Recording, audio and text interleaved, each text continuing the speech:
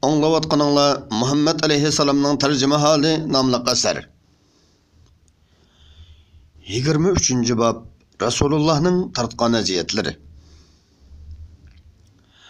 Resulullah dinge davet qilish yo'lida mushriklar tarafidan nurg'un jafo mushaqqat va azar kulfatlarga uchirdi. Bo'libmi Baytullohga namozga borganda shundoq bo'ladi. Resulullohga eng ko'p ahonat qiladigan bir guruh bo'lib, ular Resulullohga ko'p aziyat yetkazganliklari uchun ular masxara qilguvchilar deb ataladi. Ularning birinchisi va eng yomoni Quraysh qabilasi Mahzum jamoatidan Abu Jahl edi. U bir kuni Quraysh xalqiga: "Hey jamoat, ko'rib turibsizlarki, Muhammad bo'lsa dininglarni ayblamoqda, ilohlaringlarni tillamoqda, sizlarni aqlsizlar demoqda, ota buvanglarni so'kmoqda. Men Allohga va'da qilamanki, ata cho'ng bir toshni ilib Muhammadni kutib o'ltiraman. U namozda sajdaga bosh qo'ygan chaqda tosh bilan uning beshini yanchib tashlayman. Bu chaqda meni Abdumanab jamoatiga topshirsanglarmi mayli, qo'g'disanglarmi mayli. Abdumanab jamoati meni xolig'ini qilsin" dedi. Atsi Abu Jahl shu so'zi bo'yicha toshni ilib Rasulullohni kutib o'ltirdi. Payg'ambar alayhissalom odati bo'yicha namozga keldi. Qurayshlar yig'ilib Abu Jahlning nima qilarini kutib turishdi. Payg'ambar alayhissalom sajdaga bosh qo'yganda Abu Jahl toshni ko'tarib Payg'ambar alayhissalomga yuzlandi. Payg'ambar alayhissalomga yaqinlashib borganda o'zi cho'chib, rangi o'ngib, orqasiga tachidi va toshni tashlab etdi. Quraysh xalqidan bir qanchasi uning oldiga kelib: "Hey Abu Jahl, sana nima bo'ldi?" dedi. Abu Jahl: "Sizlarga deganlarimni qilmoqchi bo'lib, Muhammadga yaqinlashganimda bir bug'ra tugi paydo bo'lib, menga hujum qildi. Azbiray Xudo, bu suratlik tugini hech ko'rmagan edim" dedi. Bu ahvol Rasulullohga anglanganda Rasululloh: "U tugi suratida ko'ringan Jibril edi. Abu Jahl menga yaqinlashadigan bo'lsa, uni cho'qim halok qiladi" dedi. Abu Jahl to'la chaqlarda Rasulullohni Baytullohda namoz o'qishdan to'satdi. Bir qatim Abu Jahl Payg'ambar alayhissalomning namoz o'qiyotganligini ko'rib: "Seni buningdan to'sqan emasmidim?" dedi. Alloh taolo Abu Jahlga hayva qilib, mono oyatlarni nozil qildi. U gumrohlikdan yansin. Agar u buningdan yanmasa, biz cho'qim undoq yolg'onchi gunohkorni ko'kolasidan tutib jahannamga so'raymiz. U o'zining so'rindoshlarini yordamga chaqirsin. Bizmi jahannamning qattiq qo'l farishtalarini chaqiramiz. U qilmishidan yansin. Ey Muhammad, sen uningga bo'ysunmag'in.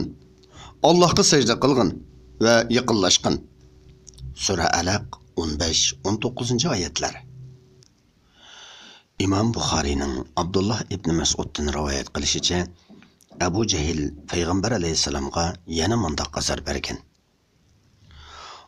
Abdullah ibn Mas'ud aytadiki: "Biz Rasululloh bilan masjidda edik.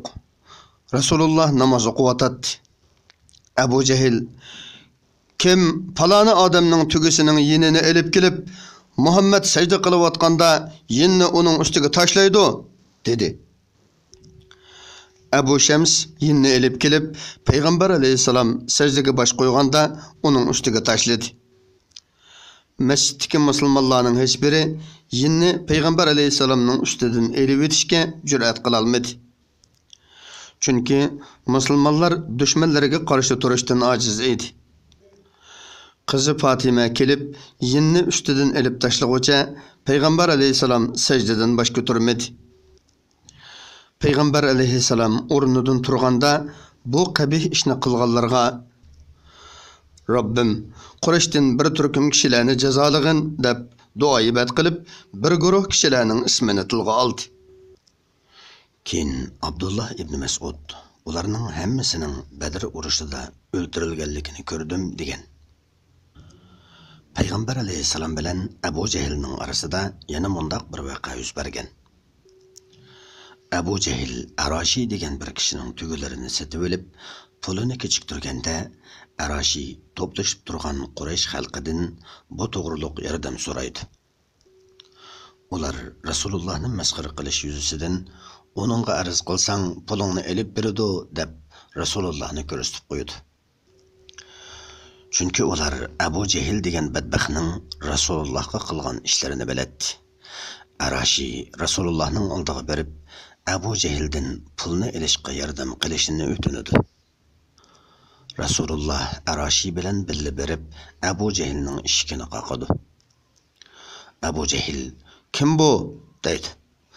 Rasululloh, "Men Muhammad" deb javob berdi. Abu Jahl rangi o'chgan holda chiqadi. Rasululloh uningga, "Bu odamning haqqini ber" deydi. Abu Jahl g'am qilmay pulni darrov berdi. Arashining ilishi shu yerda bitdi. Qurayshlar Abu Jahlga, "Qara seni, nima qilganing bu?" deganda Abu Jahl, "Sizlarga voy, azbiroy Xudo, men Muhammadning ishqi qoqqanligini anglab qattiq qo'rqib ketdim. Qarasam beshimda bir bo'g'ra tugi turibdi. Bu suratlik tugini hech ko'rmagan edim" deydi. Rasulullohning tog'asi Abu Lahab ibn Abdul Muttalibmi uni masxara qilguvchilardan edi. Abu Lahab Rasulullohga yiroq kishilardanmi battar aziyat yetkazadi. U Rasulullohning qo'shnisi edi. Rasulullohning ishkining oldiga nijosatlarini tashlab qo'yadi. Rasululloh, "Hey Abdumanab jamiyati, bu qanday qo'shnidarchilik?" deb nijosatni elib tashlaydi. Abu Lahabning xotini Harb ibn Umayyaning qizi Ummu Jamilmo erining qabih ishlariga o'rtoqlashadi. Rasulullohni ko'p tillaydi. Rasululloh to'g'risida ko'p g'ayvat shikoyat qiladi. Eri bilan ikkisi haqida Tabbat surasi nozil bo'lgandan keyin ular taximu ashaddiyleşib ketgan edi. Uqba ibn Abu Muaytmu Rasulullohni masxara qilguvchilardan bo'lib, Rasulullohning ikkinchi qo'shnisi edi. Rasulullohga Abu Lahabga o'xshash muomala qiladi. Bir qatim u Quraysh qabilasining cho'nglarini mehmonga chaqirdi. Ularning ichida Rasulullohmi bor edi. Rasululloh uningga, "Alloh bilan qasamki, sen iymon aytmoqcha tomoqingni yemayman" dedi. Uqba kalima shahodat etib qo'ydi. Bu xabar Quraysh qabilasidan Ubay ibn Xalabga yetdi. Ubay bo'lsa Uqbaning do'sti edi. U Uqbadan, "Sen to'g'riliq bir gap angladim. Bu nima gap?" deb so'radi. Uqba, "Anchki gap. Uyimga bir esil odam kelib, tamoq yegili unamay, iymon aytsang yeyman deb turib oldi.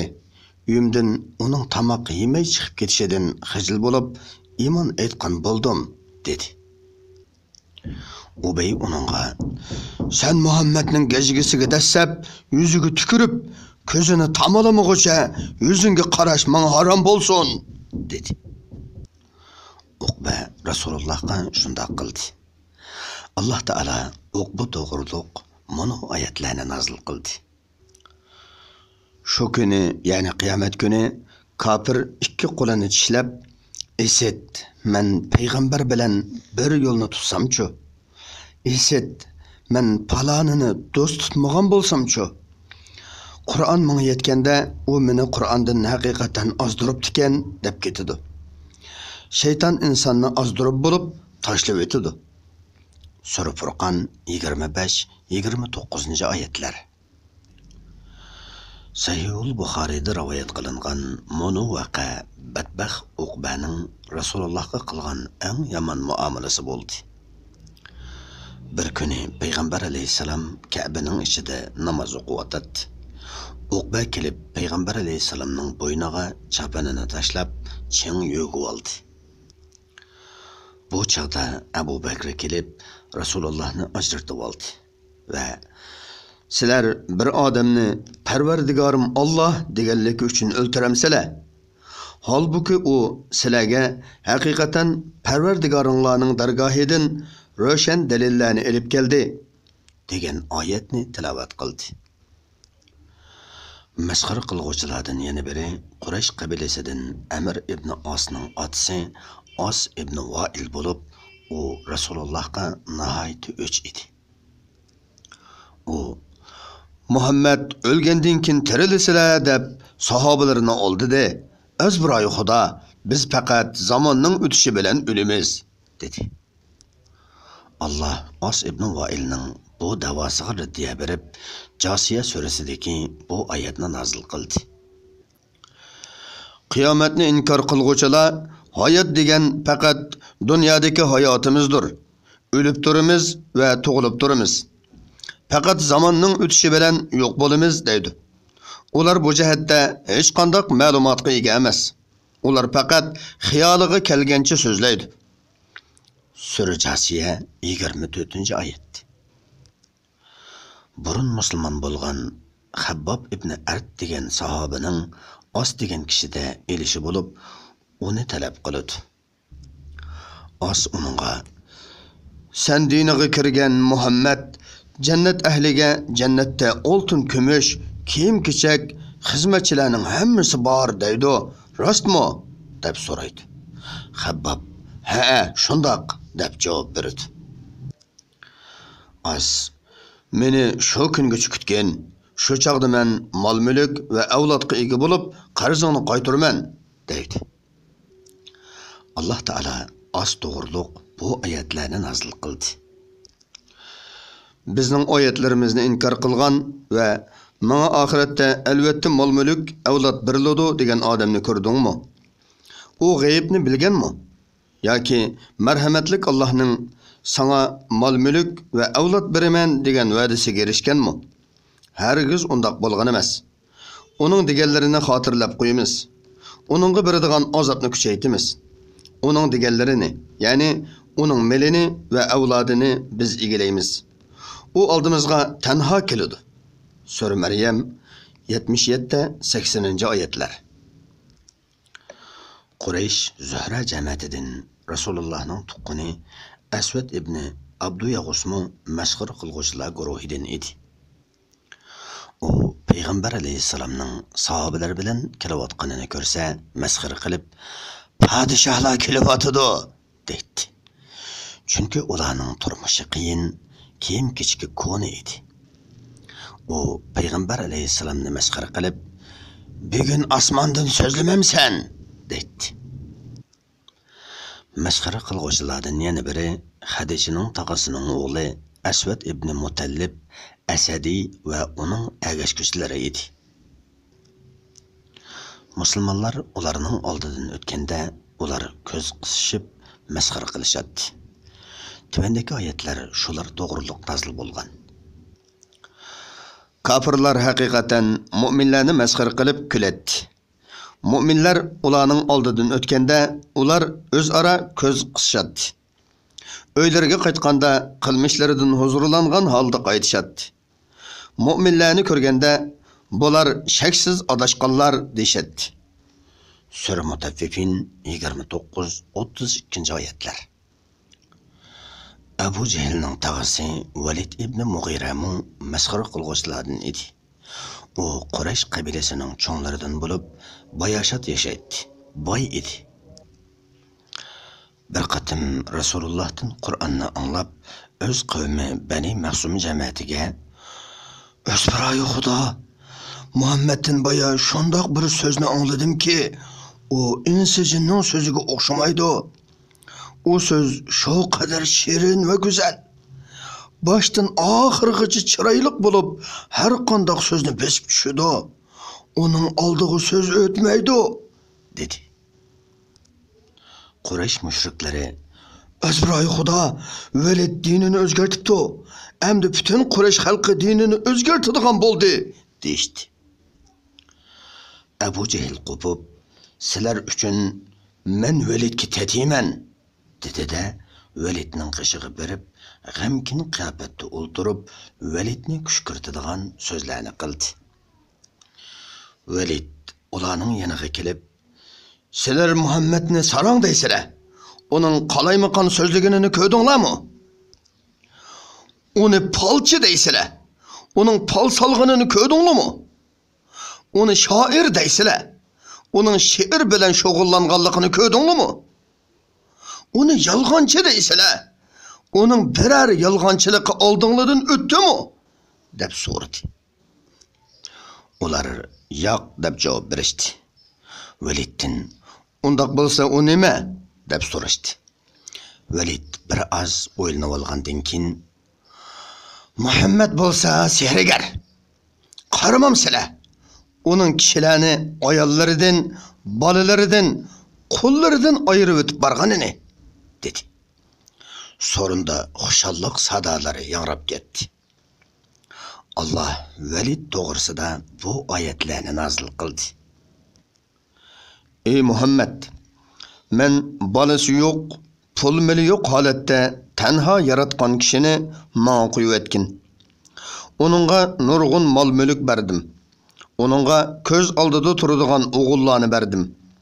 Uningga har jihatdan qulaylik yaratib berdim. U bo'lsa, yanimi ko'proq berishimni ta'ma qilib turdi. Yo'q, uning xoligini hargiz bo'lmaydi. Chunki u bizning oyatlarimizga qarshi chiqdi. Men uni yaqinda qattiq azobga qistayman." U Qur'on haqida o'ylandi va qandoq qaralashni planladi. Uning qandoq planlashidan qat'iy nazar uningga la'nat bo'lsin. Uning qandoq planlashidan qat'iy nazar uningga yana la'nat bo'lsin. Ondan u o'z planiga qarab chiqdi. Ondan qo'shimasini turdi va chiroyini purishtirdi. Ondan u takabburlik qilib haqiqatdan bosh tortdi-da, "Bu faqat ilgirkilardan qolgan sehrdan boshqa narsa emas. Bu faqatla insonning so'zidir" dedi. "Uni men pat arada davzaxga tashlayman." Sura Muddassir 11-oyatdan 26-oyatgacha. Valid to'g'risida yana bu oyat nozil bo'ldi. Qasamxo'r, paskash, g'ayvatxo'r, suxanchi, yaxshilikni to'squchi, haddidan oshquchi, gunohkor, qo'pol, uning ustiga haromdan bo'lgan odamga itoat qilmagin. Bizning oyatlarimizni uningga o'qib berilsa, u mol-mulki va o'g'illari ko'p bo'lganligi uchun ko'ranglab, bu burunqilarning hikoyalaridir deydi. Biz yaqinda uning burnini dog'lab belgi solamiz. Sura Qalam 10-oyatdan 16-oyatgacha. Burnini dog'lash degan so'z xorlashni ko'rsatadi. Chunki yuz eng qadrlik a'zo bo'lib, yuzga joylashgan burun eng qimmatlik. Buyuklikni bildiradigan g'urur ma'nosidagi anafa degan so'z ana shu burun ma'nosidagi anf degan so'zdan kelib chiqqan. Sharaflik a'zoni dog'lash xorlashni ko'rsatadi. Abduddar ibn Qusay jamiyatidan Nasr ibn Harismo masxir qilg'uvchilardan edi. Rasululloh kishilar bilan o'ltirib vaz nasihat qilgan va o'tganki ummatlarning boshlariga kelgan kunlarni eslatgan chog'larda Nasr qopib, "Hey xaloyiq, kelinglar, men sizlarga Muhammaddan yaxshiroq so'zlab beraman" deb Iron podshohlari to'g'riliq so'zlab ketadi. U Iron podshohlarining vaqaliklarini biladi. U Muhammadning so'zlari burunqilarning afsonalari dedi. Nasr to'g'risida bu oyatlar nozil bo'ldi. Ba'zi kishilar bilimsizlikdan boshqalarni Allohning yo'lidan ozdirish va Allohning yo'lini masxara qilish uchun behuda gaplarni setib oladi. Ana shular xorlig'uchi azobga duchor bo'ladi.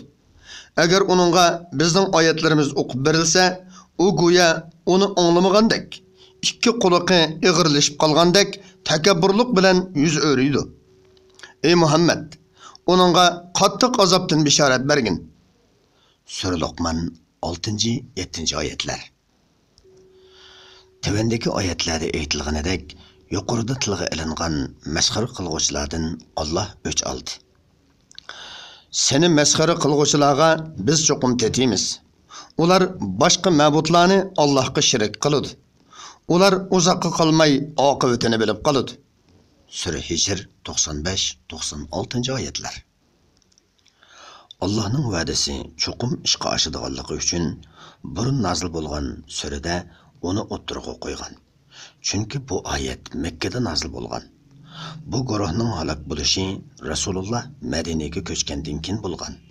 Ulardan Abu Jahil, Nazir ibn Haris, Uqba ibn Mu'ayt qatorliqlar o'ldirildi.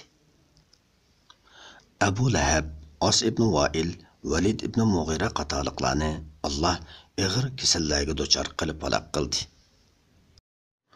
Bu qism mush yerda oxirlashdi. Diqqatinglar keyingi qismda bo'lsin.